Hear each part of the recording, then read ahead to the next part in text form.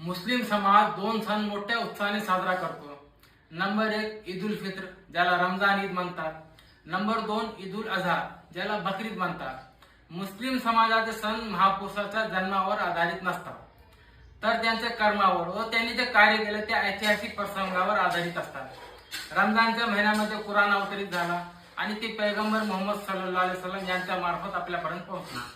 त्यांच्या स्मरणार्थ हा सण फित्रा जकात दान करून साजरा केला जातो, म्हणून त्याला ईद उल फित्र म्हणतात. रमजानच्या महिन्यामध्ये साजरा होते म्हणून रमजान ईद म्हणतात. बकरीद, ईद उल अझा हजरत इब्राहिम अलैहिस्सलाम यांच्या स्मरणात साजरी केली जाते.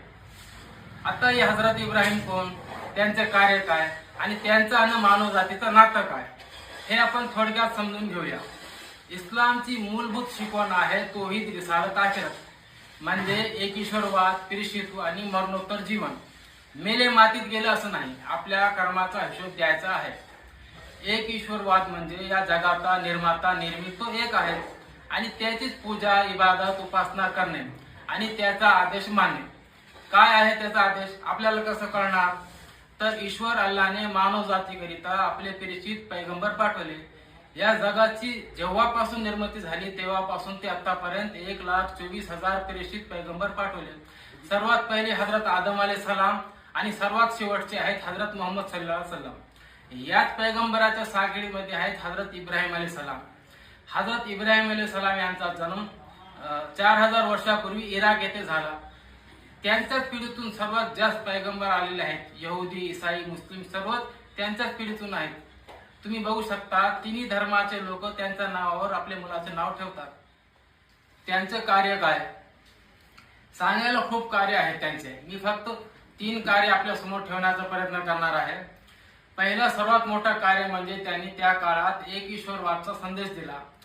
त्या काळात एक ईश्वरवादचा संदेश देणे, प्रचार करणे सोपं नव्हते. 2 मोठे शत्रू झाले होते त्यांचे. नंबर 1 कबरीचे पुजारी. चांगला माणूस कोणी मेला की त्याची मूर्ती बनवायची, त्याला खुदा देव बनवून टाकायचा आणि त्यांच्या नावावर चंदा, नजराना, सोने, चांदी असे मोठमोठे गठोडे घ्यायचे. एक ईश्वरवादमुळे हे सगळे बंद होणार होते, म्हणून हजरत इब्राहिम अलैहिस्सलामचे हे 1 नंबरचे शत्रू झाले. नंबर 2चे जे शत्रू होता त्या काळात जे शासक होता नमरूद, ते स्वतःला अवतार आहे सांगायचा. स्वतःला अवतार, खुदा, भगवानची जी ओळख होती ती एक ईश्वरवादमुळे जाणार होती, म्हणून हजरत इब्राहिम अलैहिस्सलामचा 2 नंबरचा शत्रू शासक नमरूद होता. त्या काळात या दोघांची मिलीभगत होती. हजरत इब्राहिम यांचा स्पष्ट मत होता की मी आडव्यालाही देव मानणार नाही आणि उभ्यालाही देव मानणार नाही. आडवा म्हणजे जे मेलेले माणसाला यांनी देव बनविला होता आणि उभा म्हणजे जे शासक होता नमरूद. सत्ता हातात असली तर शासक देव होत नाही. सत्ता कशासाठी असते, ताकदवर माणसाने कमजोरावर आणि अमीर माणसाने गरिबावर अन्याय करू नये ह्याच्यासाठी सत्ता असते. स्वतःला अवतार, खुदा म्हणून घ्यायला सत्ता नसते. हजरत इब्राहिम यांचे हे मत त्यांना पटले नाही, तर त्यांनी हजरत इब्राहिम यांना त्रास द्यायला सुरुवात केली. नंबर 1चे जे शत्रू होते त्यांनी हजरत इब्राहिम यांचा मॉब लिंचिंग केला. ते सर्वांनी मिळून हजरत इब्राहिम यांना आगमध्ये टाकले, पण अल्लाहच्या आदेशाने आगने हजरत इब्राहिम यांना काही इजा दिली नाही. हे बघून लोक म्हटले होते, न्यामल रब्बो का रब्बुल या इब्राहिम, ए इब्राहिम तेरे रब के क्या कहने. नंबर 2चा जे शत्रू होता शासक नमरूद, त्याने देशद्रोहीचा आरोप लावत हजरत इब्राहिम यांना देश सोडण्यात भाग पाडले. हजरत इब्राहिम यांच्यावरून एक गोष्ट लक्षात येते की एक ईश्वरवाद सोपं नाही. 2 गोष्टीचा त्रास सहन करावा लागतो. नंबर 1 मॉब लिंचिंग, नंबर 2 देशद्रोहीचा आरोप. हजरत इब्राहिम तिथेच थांबले नाही, जगभराचा त्यांनी प्रवास केला आणि एक ईश्वरवादचा प्रचार प्रसार केला. दुसरा कार्य होता कुर्बानी, त्याग. माणूस जीवनामध्ये ज्या ज्या गोष्टीवर प्रेम करतो त्या त्या गोष्टीची कुर्बानी, त्याग करण्याचा अल्लाहकडून आदेश आला. त्यांनी सगळं कुर्बान केला, त्याग केला. त्यांची सर्वात मोठी परीक्षा म्हणजे स्वतःच्या मुलाची कुर्बानी करण्याचा अल्लाहचा आदेश होता. हजरत इब्राहिम त्याच्यावर पण खरे उतरले. त्यांनी आपल्या डोळ्यावर पट्टी बांधली आणि हजरत इस्माईल यांच्या गळ्यावर छुरी ठेवून आपल्या मुलाची दया, माया सगळे मनातून काढून टाकले. फक्त आणि फक्त अल्लाहचा आदेश आहे म्हणून त्यांनी स्वतःच्या मुलाच्या गळ्यावर छुरी फिरवली आणि डोळे उघडून बघितले तर काय, त्यांच्या मुलाच्या जागी एक मेंढा होता आणि समोर बघितले तर काय, हजरत इस्माईल होते. त्यांनी आपल्या मुलाला आनंदाने मिठी मारली. अल्लाहने त्यांच्या मुलाच्या ऐवजी मेंढ्याची बकऱ्याची कुर्बानी स्वीकारली, म्हणून या सणाला बकरीद म्हणतात. खरं तर अल्लाहला त्यांच्या मुलाची कुर्बानी घ्यायची नव्हती, फक्त परीक्षा घ्यायची होती. त्याच्या मागे पण एक बोध आहे, एक सबक आहे. हजरत इब्राहिम समोर एक प्रश्न होता, अल्लाहचा आदेश पहिले की मुलगा पहिले. हजरत इब्राहिम यांनी काय म्हटलं, अल्लाहचा आदेश पहिले अल्लाहचा काय आदेश आहे ते बघायचा, पुत्रमोह नंतर. पुत्रमोहामुळे जगामध्ये काय काय घटना घडलेत हे आपण सर्वांना माहित आहे. पुत्रमोहच नव्हे तर प्रत्येक गोष्टीमध्ये अल्लाहचा काय आदेश आहे हे बघायचा, बाकी सगळं नंतर. बरं, अल्लाहलाच पहिले मानलं तर काय फायदा होतो आणि अल्लाहला नाही मानलं तर काय नुकसान होतं हे आपण थोडक्यात समजून घेऊया. जर एखाद्या चांगल्या व्यक्तीने आपल्या आईबापाची सेवा केली, आपल्या प्रॉपर्टीच्या वाटणीमध्ये भावाला झुकता माप दिला, आपल्या लेकराला जीवाचा रान करून लहानाचा मोठा केला, पण आपले भावना कोणी समजून घेत नाही. आई बाप म्हणत असतील की सेवा करायला म्हणजे काय उपकार केला नाही, भाऊ म्हणत असेल वाटणीचा हिस्सा सोडला तर मोठा शहाणा नाही झाला, मुलगा गैराजी निघाला, बापाने माझ्यासाठी काही नाही केला म्हणत असेल तर काय होते, माणूस डिप्रेशन मध्ये जाते.